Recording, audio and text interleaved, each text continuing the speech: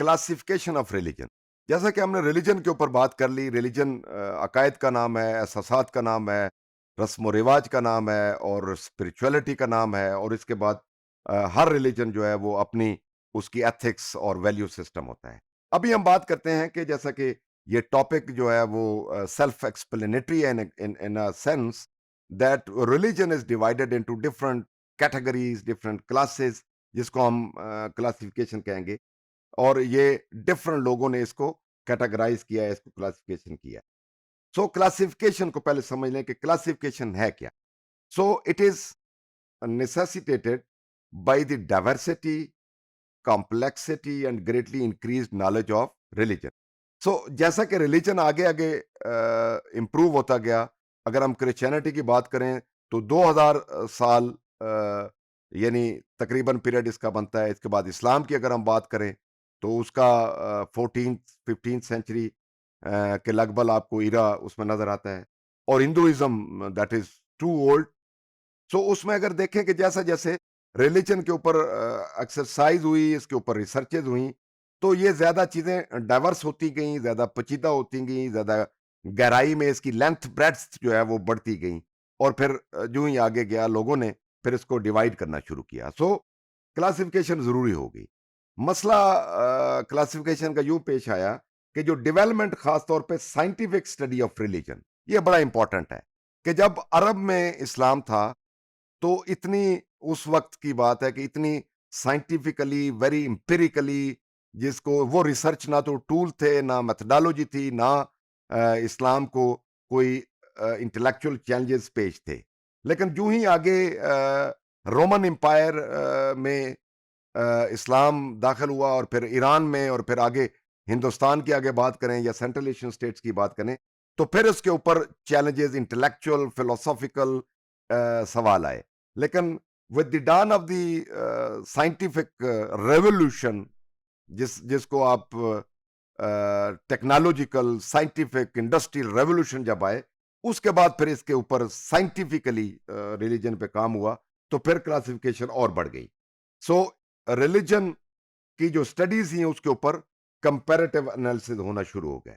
So basically जो broad अगर हम देखें इसको, इसके नतीजे में जो मैंने बात की, इसके नतीजे में दो तरह की broad, two kinds of classification हुई। One orders historical religion in terms of their similarities and differences. तो सबसे जो पुरानी बात है वो हिस्टोरिकल, यानी तारीखी पस मंजर में देखा गया कि क्या तमाम मज़ाहिब के अंदर कौन सी चीज़ें मुशाबे हैं, कौन सी मुतफर्रिक हैं, कहाँ पे कॉमनैलिटीज़ हैं, कहाँ पे डिफरेंसेस हैं। और अदर रिलीजियस फिनोमेना जो है वो उसको वो कैटेगरीज में आगे चलता गया कि प्योरिफिकेशन के हिसाब से, और फिर कितनी कुर्बानियां दी गई, किस मजहब के लिए दी गई। तो ये आगे फिर बहस इसको मजीद क्लासिफाई करती गई और कैटेगराइजेशन की तरफ रिलीजन बढ़े। अब हम बात करते हैं कि पर्टिकुलरली या स्पेसिफिकली नॉर्मेटिव क्लासिफिकेशन की। और सोशियोलॉजी के स्टूडेंट्स बेहतर जानते हैं कि जब हम नॉर्मेटिव की बात करते हैं तो ये लफ्ज नॉर्म्स से निकला है, यानी नॉर्म्स की बेस के ऊपर जो भी स्ट्रक्चर बनेगा वो नॉर्मेटिव स्ट्रक्चर होगा।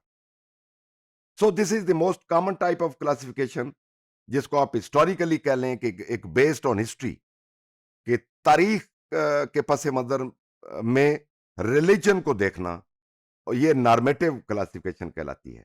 सो religion has been classified according to the norms of standard of the classifier.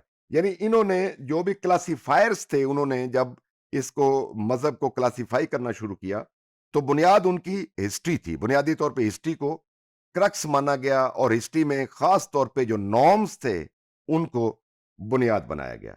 So these norms are religiously, culturally and historically conditions if not derived and tended to be subjective and arbitrary. Very simple, इसको यूं कह सकते हैं कि ये जो norms होते हैं किसी भी रीजन के, कल्चर के, वो उसी मजहब के अंदर, उसी कल्चर के अंदर, और तारीख उनके ऊपर अपना असरात रखती है। सो इनके बारे में ये हतमी हम नहीं कह सकते कि ये फाइनल होते हैं, ये एब्सोल्यूट होते हैं, बल्कि ये सब्जेक्टिव भी होते हैं और आर्बिट्रेरी भी होते हैं। ये दो लफ्ज बड़े अहम हैं। सब्जेक्टिव का मतलब होता है जिसमें इंसान की अपनी कोई ना कोई राय, کوئی نہ کوئی اوپینین شامل ہوتی ہے، وہ چیز سبجیکٹو ہے. اور آربیٹری مین کہ جس کے اندر ایبسولوٹ چیز نہ ہو بلکہ اس میں کوئی نہ کوئی فریق سالسی نکلتا ہوا نظر آئے، تو وہ چیز بھی جو ہے وہ ریلیجن میں نارمیٹو کلاسیفیکیشن کے حوالے سے داخل ہوئی. سو یہ ایبسولوٹ نہیں سمجھے گئے according to different classifiers of religion. So geography that is very much important کہ جیوگرافی اہم ہے.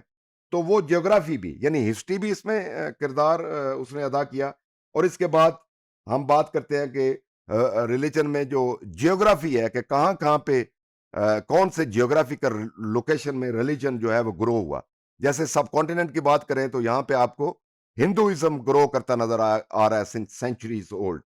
سو جیوگرافی از امپورٹنٹ.